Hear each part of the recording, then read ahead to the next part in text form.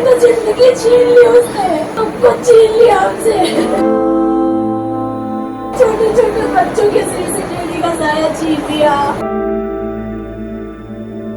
इनका क्या कसूर था, ये तो ड्यूटी कर रहे थे ना।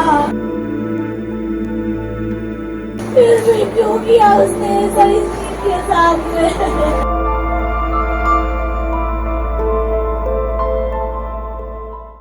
कभी कभी एक हादसा सिर्फ एक हत्या नहीं होती, बल्कि वो चीख होती है सिस्टम की खामियों, दबावों और टूटते इंसानों की, जो इंसान से ज्यादा आंकड़ों पर ध्यान देता है। आज की ये रिपोर्ट एक ट्रेलर ड्राइवर और एक आरटीओ इंस्पेक्टर की उस भिड़ंत की कहानी है जिसमें कोई विलन नहीं है, सिर्फ हारे हुए लोग हैं। नमस्कार, ट्रांसपोर्ट टीवी में आपका स्वागत है। मैं हूं मनोज और आप देख रहे हैं ब्रेकिंग न्यूज। आज हम कल की रिपोर्ट का अगला पहलू लेकर आए हैं। अगर आपने कल का वीडियो नहीं देखा तो वो भी देखिए, आई बटन पर उसका लिंक है।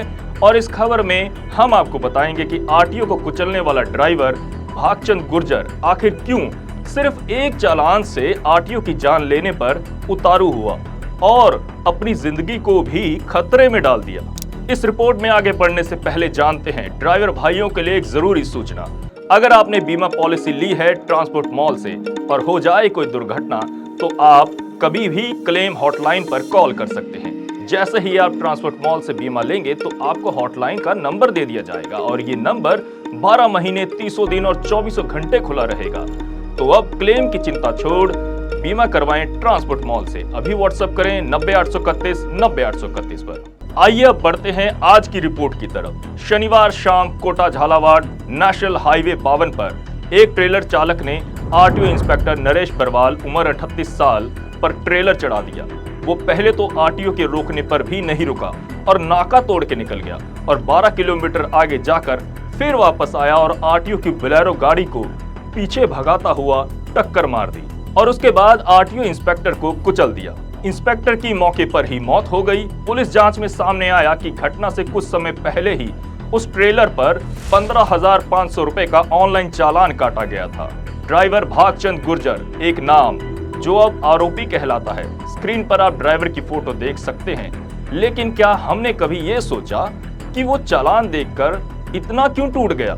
उसके ऊपर पहले से ही 1 लाख से अधिक का चालान बकाया था। गाड़ी उसकी रोजी रोटी थी और चालान उसके डर का कारण।